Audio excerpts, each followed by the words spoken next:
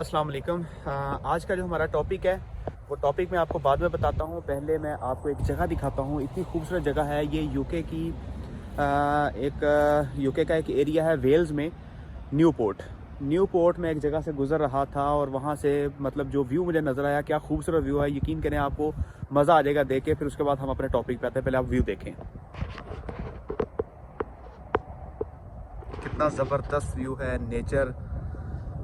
और ये यहाँ से गुज़र रहा था और मेरी अचानक से नज़र पड़ी। मैंने गाड़ी खड़ी की और मैंने कहा कि मैं यहाँ पे वीडियो भी बना लेता हूँ, क्योंकि कुछ मसरूफियत की वजह से मैं वीडियो नहीं बना पा रहा था।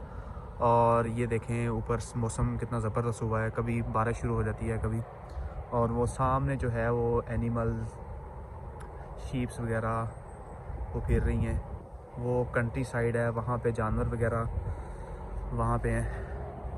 और कितना पीस है, कितना सुकून है। वो वहाँ पे जो दरमियान में घर हैं, कितना सुकून उनको मतलब वहाँ पे होगा ना। वहाँ पे ना कोई शोर शराबा, ना ट्रैफिक। बस वहाँ पे जो रोड्स हैं वो सिर्फ उनके घर को जाते हैं और वहाँ पे किसी का राह गुज़र नहीं है।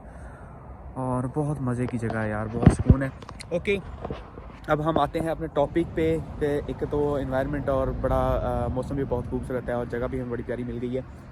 तो मैं यहाँ पे फिर अपना ये आज का जो टॉपिक है हमारा वो ये है कि स्टूडेंट वीज़ा और वर्क परमिट। मैं आज आपको सजेस्ट करूँगा, मैं ज़्यादा वीडियो नहीं बनाऊँगा, मैं शॉर्ट सी वीडियो बनाऊँगा।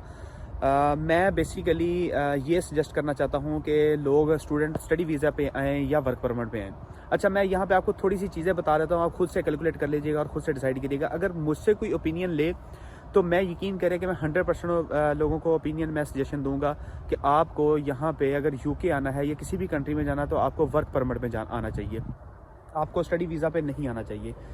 उसकी कुछ रीज़न्स हैं, जो रीज़न मेरी नज़र में मतलब वो जेन्युइन रीज़न है। अब हर बंदे की अपनी अप्रोच है, हर बंदे की अपनी सोच है, हर बंदे के अपने मामलात हैं। हो सकता है मुझसे बेहतर को बंदा समझता हो इन चीज़ों को और वो बेहतर गाइड कर सकता हो, लेकिन मैं यहाँ पे सिर्फ अपनी ओपिनियन देना चाहता हूँ, क्योंकि मैंने आपसे प्रॉमिस किया था कि मैं यूके जाके जो मैं एक्सपीरियंस वहाँ पे लूँगा मैं वो आप लोगों तक, अपने व्यूअर्स तक मैं इंशाल्लाह शेयर करूँगा। अब यहाँ पे आ जाते हैं। मैं मोटी मोटी चीज़ें आपको बता देता हूँ, ज़्यादा लंबी वीडियो ना रहे। डिटेल अगर कोई पूछना चाहेगा तो वो मुझसे आप ज़रूर कॉन्टैक्ट करें। मेरे इंस्टाग्राम की आईडी मैं अपनी दे रहा हूँ, आप वहाँ से मेरे साथ कॉन्टैक्ट करें और मुझसे डिटेल अगर पूछना चाहते हैं तो आप मुझसे डिटेल पूछें, मैं आपको इंशाल्लाह डिटेल बताऊँगा। मैं सबसे पहले मैं शॉर्ट सी चीज़ें बताता हूँ कि अगर हम टोटल अपनी फ़ीस का हिसाब लगाएं तो कितनी है। 15,000 पाउंड, कम से कम 15,000 पाउंड तक हमारी फ़ीस यूनिवर्सिटी की होती है यूके में, किसी भी अच्छी यूनिवर्सिटी की। ओके, हमने इनिशियल कितना देना होता है? हमने इनिशियल 5,000 देना होता है। 5,000 पाउंड हमने इनिशियल देना है, बाकी 10,000 पाउंड हमने यहाँ पे आके इंस्टॉलमेंट में देना है। ठीक है। अब एक साल, जो आपकी एक साल की स्टडी है, एक साल में आप ये हिसाब लगा लें कि एक साल में आपको सिर्फ 20 आवर्स अलाउ हैं पर वीक।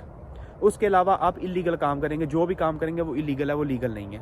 ठीक है, वो रिस्क भी हो सकता है, बंदे को बड़ी स्ट्रगल भी करनी पड़ती है, बंदे को रेट बहुत कम मिलता है, बंदे को मतलब पीस देते हैं लेकिन वैसे अर्निंग नहीं होती जैसे बंदा करना चाहता है। फिर आप क्या करते हैं कि आप स्ट्रगल करके, छुप के काम करके, इलीगल काम करके, आप कैश ऑन हैंड काम करके, आप बहुत ज़्यादा मेहनत करके, बहुत ज़्यादा स्ट्रगल करके, रेट कम लेके, मेहनत ज़्यादा करके आप पूरा एक साल पहले लगाते हैं कि अपनी फीसिस पूरी करने में। आप पहले अपनी फीसिस पूरी करते हैं, पूरा एक साल लगाते हैं फ़ीस पूरी करने में, अपना रहना सहना, खाना पीना, बहुत स्ट्रगल आपको करनी पड़ती है। फिर उसके बाद 2 साल का आपको PSW मिलता है। अब इस एक साल के अंदर आपको स्टडी की भी हेडेक होती है कि कहीं मेरा कोई कोर्स मॉड्यूल ना रह जाए, मेरा कोई कहीं से कोई सब्जेक्ट ना रह जाए, मुझे यूनिवर्सिटी ना ड्रॉप कर दे। अगर मेरी यूनिवर्सिटी क्योंकि आपकी अगर स्टडी कंप्लीट नहीं होती तो जाहिर है कि आप यहाँ पे नहीं रह सकते, आपको वो किक आउट कर देंगे यहाँ से। और पहले ये सीन था कि लोग स्टडी वीज़ा पे आते थे, यहाँ पे पहुँच जाते थे, फिर आपका जो टायर 4 वीज़ा है वो टायर 2 में वर्क परमिट में चेंज करवा लेते थे। लेकिन अब ऐसा भी सीन नहीं है। अब यूके ने अपनी पॉलिसी चेंज कर दी है कि उन्होंने कहा है कि आप पहले जो है अपनी स्टडी कंप्लीट करें, देन जो है वो आप अगले मामला अपने देखें कि आपने क्या करना है। आपको स्टडी पहले कंप्लीट करनी पड़ेगी। अब मैं यहाँ पे अगर हम 15,000 का, अब देखें बिल्कुल ये बात भी है कि कुछ लोग हैं कि वो एक साथ पैसे नहीं पे कर सकते, 15,000 पाउंड के लिए पॉसिबल नहीं होता। लेकिन मैं ये कहता हूँ कि यार एक बार आप कोई चीज़ बेच दें, आप लोन ले लें, आप कुछ भी कर लें, लेकिन आप जो है वो वर्क परमिट ले लें। आपको 15,000 से लेके 20-22,000 तक आपको वर्क परमिट मिल जाता है। आपको मतलब 15-20 लाख रुपए या 25 लाख टोटल अमाउंट में आपको ज़्यादा देना पड़ता है और एक साथ पैसे देने पड़ते हैं। इस चीज़ को मैं समझता हूँ कि ये थोड़ा सा कुछ लोगों के लिए बहुत टफ है।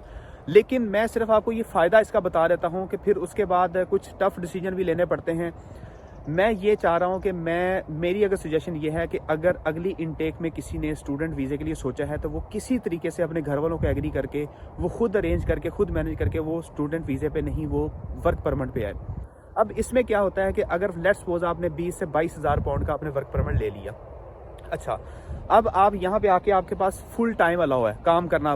ओपन वर्क परमिट होता है, एक ओपन वर्क परमिट होता है, क्लोज वर्क परमिट होता है। क्लोज वर्क परमिट जो होता है वो सस्ता होता है। उसमें क्या है कि जिसके थ्रू जिसने आपको वर्क परमिट दिया है, आप जो है उनके अंडर काम करेंगे, वो आपको रेट अपनी मर्जी का देंगे, आपसे काम पूरा लेंगे।